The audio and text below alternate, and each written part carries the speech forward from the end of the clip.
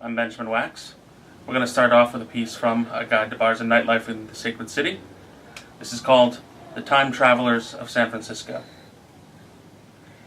The camera caught you unaware, just after you'd applied your makeup, dressed like a 1920s gypsy performer. A steampunk vagabond with an artsy streak, eyeing the minibar and smoking in the hotel suite I rented for us all to meet and get into costume, before heading off to the annual Time Travelers Ball. We were a motley assortment. Chris was channeling J. Edgar Hoover down to the pistols under his jacket and women's underwear in his pants. Alba was a 17th century witch about to be burned at the stake, her face pale. Such a perfectionist, she even scented her hair to smell like smoke. Deborah was a colonial wife from a Jamaican plantation. She was working through some issues by taking on the identity of the people who had oppressed her family. I wonder now how that worked out. Alex was a monk, and Emily was Joan of Arc. That's two women who were going to burn. Alan was a knight in shining armor, completely inaccurate historically. He would be mocked mercilessly all night. This was the last moment before it all went wrong for us. I took that picture of you before we all piled into the limo and were driven across San Francisco to the old Mint. We didn't have to wait in line because I knew a guy who knew a guy. We skipped right past the World War II soldiers and the 1960s go-go dancers and the 1950s housewives and the Roman legions, and were led inside by a pair of Dutch botanists manning a velvet rope. We separated at the absinthe bar and never got to dance. I followed a Venetian courtesan up into the balcony and traded stories about the sacred city of Prester John, leaning in closer and closer until I brushed her hair away so that my lips could reach her ear. Her hands drifted onto my thigh. I saw you down below, on the ballroom floor, waltzing with a tall young man in a tuxedo, sporting a goofy grin. Even from this distance, I could see that he wasn't one of us. It was obvious in the poor fit of his costume and the sincerity of his smile. I watched you, spinning, and went on with a seduction at hand.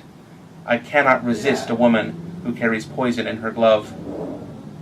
If I had known that you would never come up to the balcony because you were afraid of heights, if I had known you would briefly fall in love with this boy, if I had known how difficult you would find it to let go of someone who loved you unreservedly, if badly, if I had known that the scorn I felt for him would come between us like a trench in war because you too felt judged, if I had known these things, I would have put aside the delights of Venice during the Crusades. I would have run past the inventors of the locomotives and down the stairs filled with orphan chimney sweeps.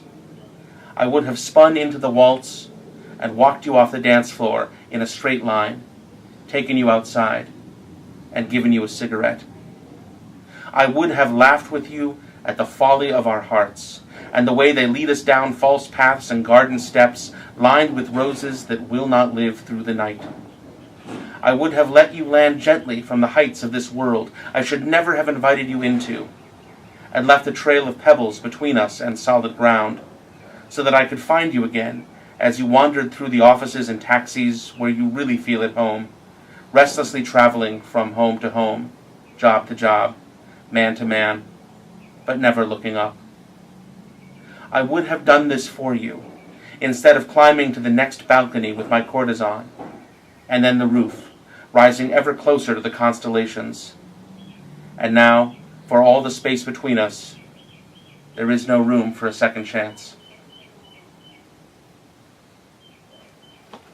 One more.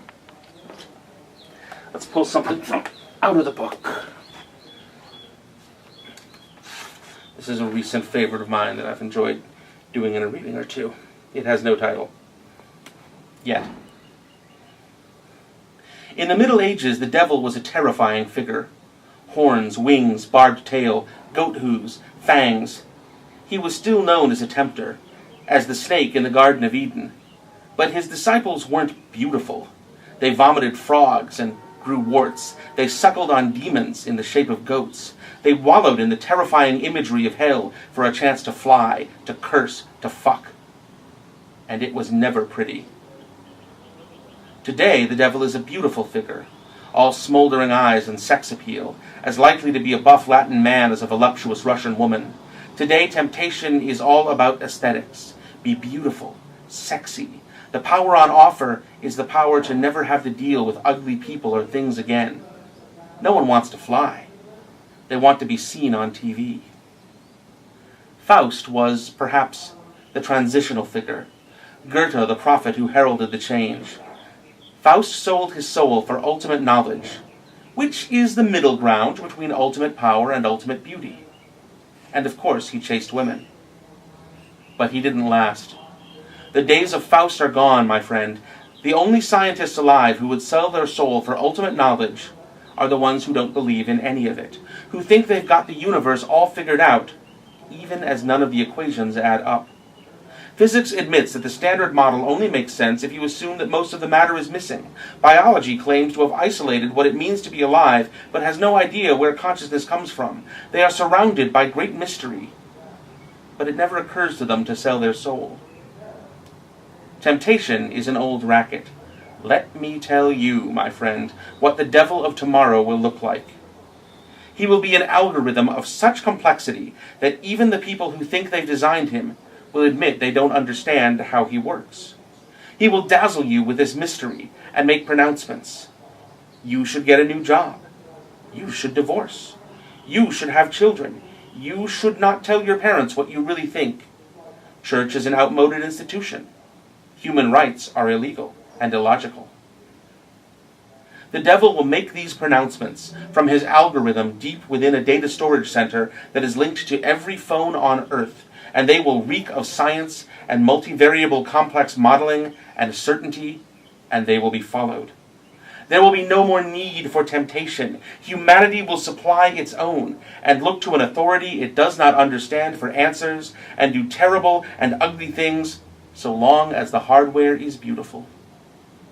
And you,